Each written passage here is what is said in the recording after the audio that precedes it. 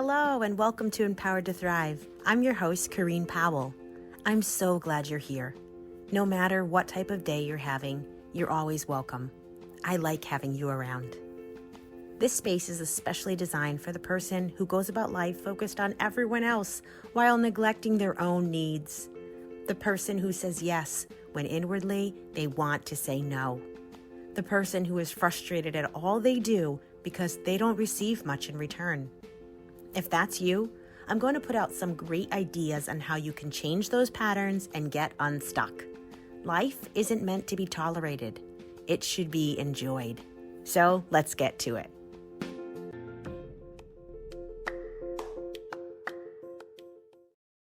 Hello, friends. I'm so glad that you've decided to join me again, and I am very happy to be with you. How's your summer going? For those of you that are in the US, we're in the middle of summer, and I know for myself, it's a bit exhausting, and it's a bit of an adjustment because my work schedule is different. My days vary in different sort of ways, and I have the kids that I'm wanting to do things with, but also needing to balance it with what I need to do for myself and for work. And we have some vacations planned, but you know how it is being a parent. A vacation isn't necessarily the same as a child experiencing a vacation. Anyways, overall, I'm doing well, a bit tired for sure, but doing well. And I hope that you are too. Of course, you know how it goes with me. No matter how you're doing, I'm interested to know. I don't need you to show up just doing well. I don't need you to show up and put aside how you're really doing. You know how that goes when there's some people you need to be around and you don't feel safe enough to just show up however you are. Or if you do show up not in a great mood, they are going to try to help you feel better. They put a positive twist onto your situation instead of just letting your situation be whatever it is.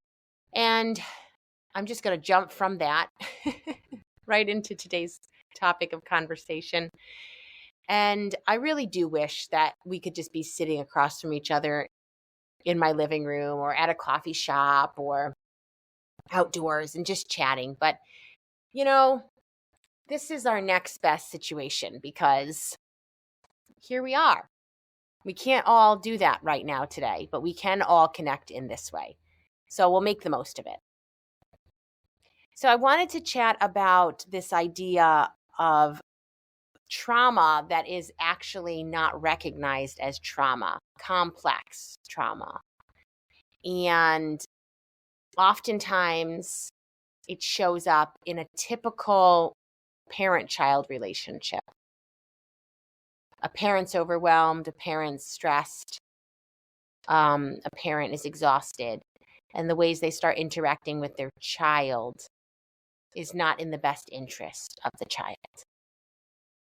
So the parent's triggered, and then they're interacting with their child from that triggered state.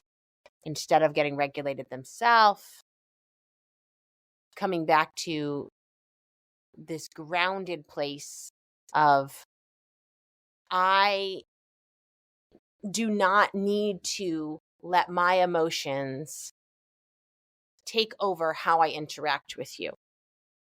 Because our emotions are wonderful, but sometimes our emotions can do damage.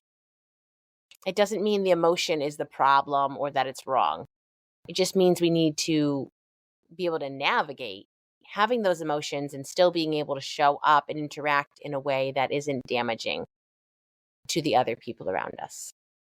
And I want to tell you a little bit about my childhood to give you a window into what is this complex sort of trauma I'm talking about. I also want to mention that trauma is not just the event itself, it's how we experience it. So for one person, they may be traumatized by something that someone else isn't. It reminds me of a car accident me and two of my kids got into about 6 years ago. And I felt truly okay. not just physically, emotionally. I was okay. I was okay in it. I was okay coming out of it. And some friends of mine were concerned that maybe I wasn't really okay. Maybe I was suppressing some of the emotion I was feeling. The thing is, a car accident may be considered traumatic, but it doesn't have to traumatize someone. And in that instance, I was not traumatized. No, I've had other car accidents in the past that have actually been traumatic, but this one in particular wasn't. And so it's important to not just assume someone's been traumatized because they went through a traumatic experience. At the same time, it's important to know that someone could be traumatized even if the experiences they went through didn't seem traumatic. So I was one of 6 children. I was right in the middle, the third born, the firstborn girl. So I have some of those firstborn tendencies. Grew up with a mother and a father in the home. My dad worked full-time. My mom was a full-time stay-at-home mother. She also homeschooled us. She was very, very busy with all of her kids. She had been a registered nurse previously, but put a pause on working while she was raising and teaching us children. We grew up in an apartment complex. We fit a family of 8 into a 3-bedroom apartment. And growing up, I didn't know how tiny that space was. It was only becoming an adult and recognizing that the square footage in that home is half to a third of the square footage I've had in some of my homes that I've owned. And my dad loved working with wood. He's great as a carpenter. And so he was able to build things that allowed us to have bunk beds and all sorts of extra shelving and storage throughout the house, where this tiny apartment really held a lot because of what he made of it. And whatever is our normal growing up will feel exactly that to us. It will feel normal because we don't know any different. So I truly only knew what was my normal. I didn't realize what the other options could have been for us. We grew up in close quarters, but we had lots of friends to play with. Living in an apartment complex was a wonderful thing for a child. Having friends that would knock on your door and ask you to play, going outside to ride your bikes, and having endless amounts of people to be able to enjoy playing with. And that we did. We enjoyed playing with our friends in the neighborhood. We enjoyed riding bikes and going on all sorts of adventures. The thing that I want to highlight is this idea of emotions and emotional needs being overlooked and unnoticed. You see, growing up in the home that I did, there were emotions present, but not the full range of emotions. And the full range of emotions wasn't tolerated. So I had a parental figure who was very angry, and I learned to walk on eggshells. I learned to do what I could to avoid the angry outbursts. I had a parental figure who was very passive and more like a doormat, where maybe things were going on that this parental figure wasn't happy with, but they didn't know their power. They didn't know what they could do about it to affect change. So no change occurred. And as a child, I know I felt sad, but I don't remember having people meet me in my sadness, having parental figures notice I was sad, sitting with me, asking me about my sadness, how I was doing, what was going on in my inner world, and helping me move through that sadness to return to a place of joy. In fact, it would have been hard to live in a place of joy because the environment I was in was not one that was full of joy. It was full of stress. arguments, chaos, depression. Those were some of the things it was full of. That doesn't mean I didn't have really happy times. In fact, as I graduated out of high school and started on my healing journey, I said I had a good childhood. I didn't realize what I missed out on. I didn't realize what it could have been. I didn't realize what my experiences had really done to me and how they had impacted me. I also didn't know it was possible to live in a state of joy, happy to be alive. I only knew what it was to get by each day, to just get up and manage through the day, to wake up feeling a sense of dread over what the day would hold, and to just get through the day, not being excited about it, but knowing there were good things in life, being grateful throughout it, recognizing the positive things, capitalizing on them, actually minimizing the other emotions that were present, because thinking that positivity was the spin that I needed to take on everything. It even feels convoluted to talk about it because it's a jumble of things. I would get stuck in disappointment and didn't know how to get unstuck. Something would happen and I would be so upset about it. I would feel so much disappointment and I would just stay there in that place. I did not know how to return to this place of joy, this place of feeling that happened and it's no big deal now. Like, I'm past it. It's all right. It's not that I didn't acknowledge what happened. It's just that I was able to move through it. I didn't know what that experience was like. I didn't know how to move through my emotions. I knew how to get stuck in them and got stuck in the ones that are the low vibe emotions, the anxiety, the depression, that sense of sadness and overwhelm. That's what I knew. That's what I knew how to get stuck in. So I had to learn to meet myself in these places of sadness, my inner self. And I had to learn how to attune to myself because I did not have a parental figure when I was young, attuned to me, to notice me as I was feeling those emotions, to sit with me, to acknowledge them, and to help me move through them. It's a practice that I do with my own inner child now and with my children and with the children I come in contact with. When I have the opportunity, I see somebody overlooked in their sadness, I often will acknowledge that I see them.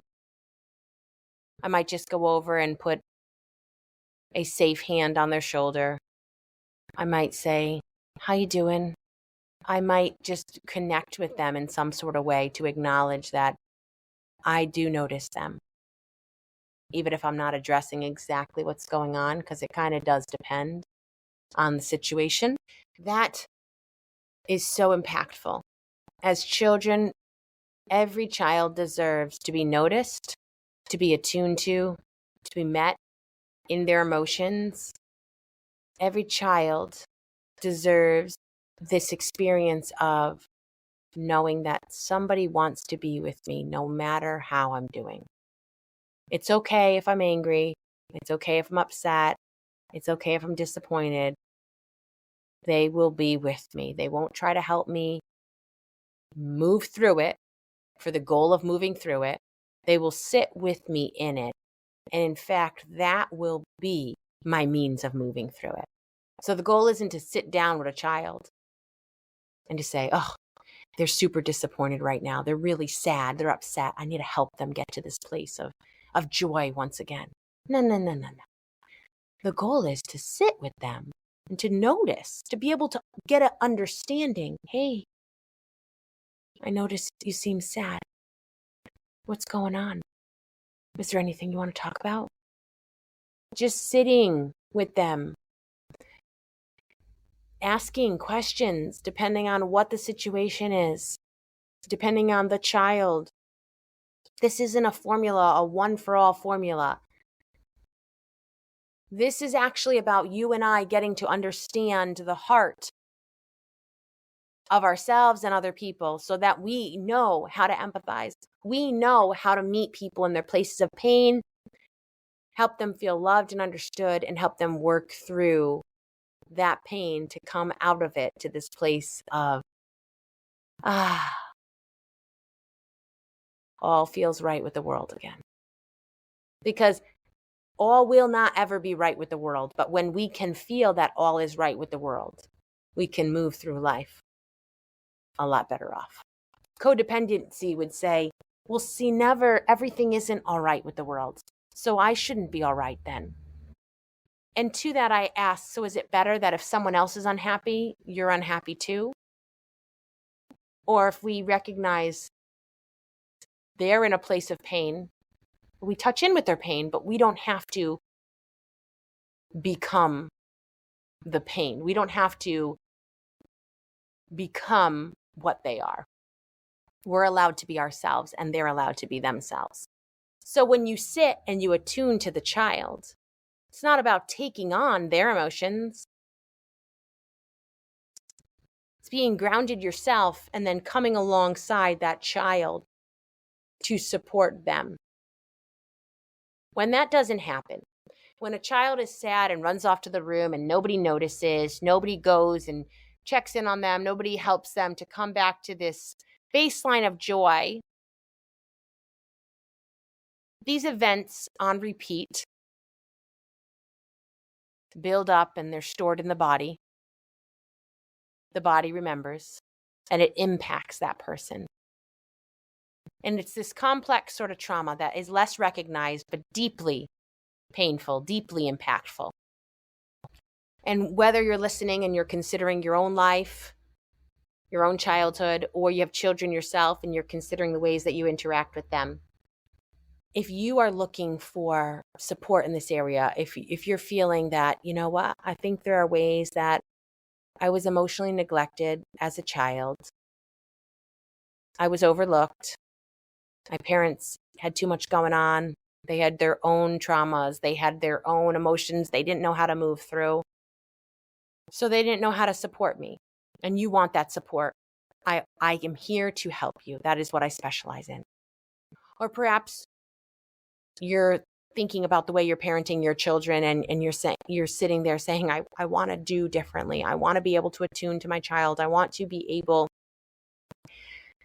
to break this cycle so that they do not experience some of what I perhaps experienced. I can help you with that as well. It all starts with us. When we figure out how we can support our own inner self, our own inner child, it becomes very natural to know how to support another child. And there are ways, very practical ways, that you can start this process. So if you're interested, please reach out to me. You can either schedule a discovery call or you can just send me a message any way you know how to reach me on my social platforms or via email. Corinne, CORINNE, @changeradically.com is the email address. And I would be honored to support you. It is my passion and my life's work to help stop this cycle of emotional neglect, trauma that is experienced that is not recognized as easily as some of the larger, more overt traumas, but very important nonetheless. And as we wrap up, from my heart to yours, I'm so sorry for the times when you weren't noticed in your emotions, when your sadness, your disappointment, your anger was overlooked or was told to be turned off, or the plethora of other things that you could have experienced in your emotions. And my heart hurts with you because I know how devastating that can be. Your emotions aren't bad. It's very normal to feel intense emotions. And you deserve to get unstuck. You deserve to be able to feel them and move through them within that natural 90 seconds. To be able to come out on the other side, feeling ready to enjoy life again. I hope you'll reach out if you want help in that way. And until next week, I'm wishing you all the best.